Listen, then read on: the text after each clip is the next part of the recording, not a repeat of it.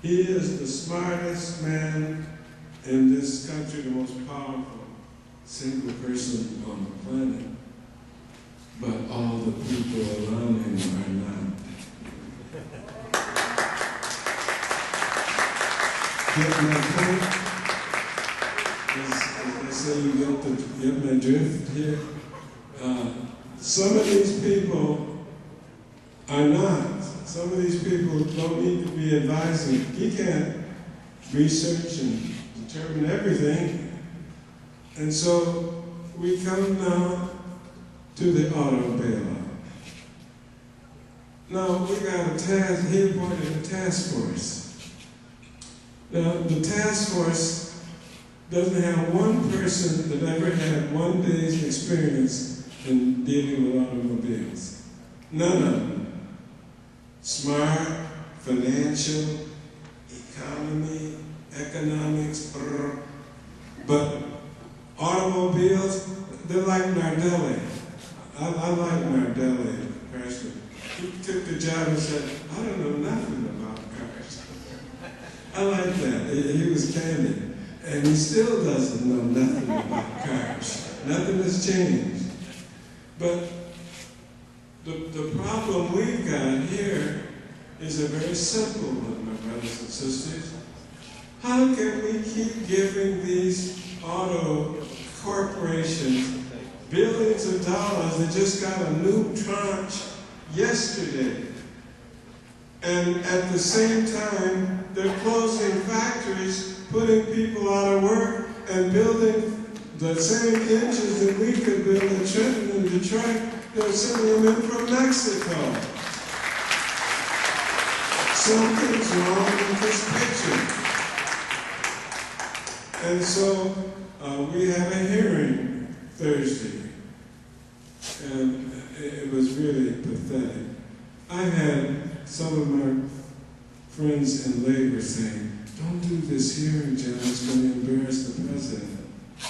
I said, the president is going to be embarrassed by me holding a hearing. We need the truth of what's happening and what's going on with taxpayer money financing the people that drove these 3 corporations into bankruptcy, and now they're closing down the dealerships and saying that everything was just fine. And we used to hear that. They'd come before the Michigan congressional delegation, everything is fine. Then all of a sudden everything was horrible. And now they're going into bankruptcy. And guess what? All those small dealers, they're stuck with their inventory that Chrysler called them up and asked them to take to help them out. And they said, okay. And then as soon as they hung up the phone the next day, they said, we're closing down your dealership, buddy. And you're going into bankruptcy, where you will get maybe 3 cents on $8. So,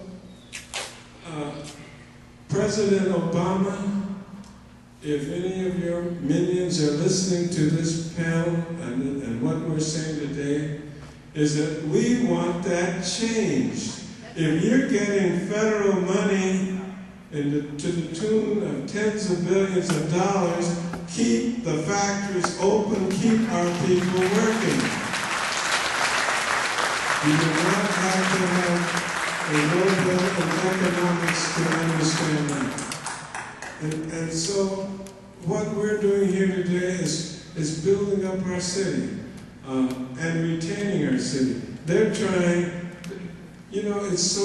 one of the reasons Detroit is given such a negative reputation in some circles, because the labor movement was created in Detroit. And the working people became the highest percentage of homeowners in the country, when at one time we were the 4th largest city in the nation. And so there were people that resented it then and resent it now. And so, let's take Cobo Hall back. What do they care? What do they know? They're not getting their mitts on Cobo Hall. That's ours. That's city property. And if you read the clause in the agreement, they said also we will strip all the art all out of Cobo Hall, all the pictures, and the Joe Louis statue. I mean, it's ridiculous. And so what we're doing is saying that we, the people, are really the true power in this country. We, the people, not the president, not the Congress, not the Speaker of the House, not the mayor, not the governor for sure. Look, it's us. And we're saying to Ed Montgomery, Dr. Ed Montgomery coming in to check this thing out on Monday or so, Tuesday.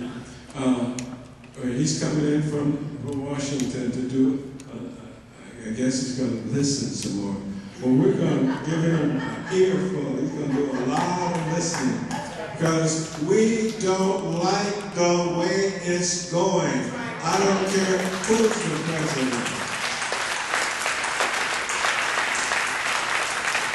Now, I know this is not a group that feels unempowered, but if anybody feels that, oh gosh, we're taking on our president. That's right. Take it easy on Brad. No, the president said, and I commended him on that when we were in the White House, right after we started. I said, you said many important things, President Obama, but the most important one was that you wanted to keep in touch with the people that brought you to the White House and that they should form, remember, regional meetings? You were in them. Many of us were, and we talked about health care and this and that. And he said, stay in touch. No president has ever said, stay in touch after he won an election. He said, thanks a lot. And now I got my cabinet, and I've got my advisors, I've got my cronies, I got the people that I want to talk with now and then, which includes me so far. And what we have to do is let him know. We've got to tell him when things aren't going right. Are you up for that today? I mean, to put it on the table and send him this tape back and let him listen to us, give him the advice that he asked us to give him. Thank you very much for allowing me to start this conference.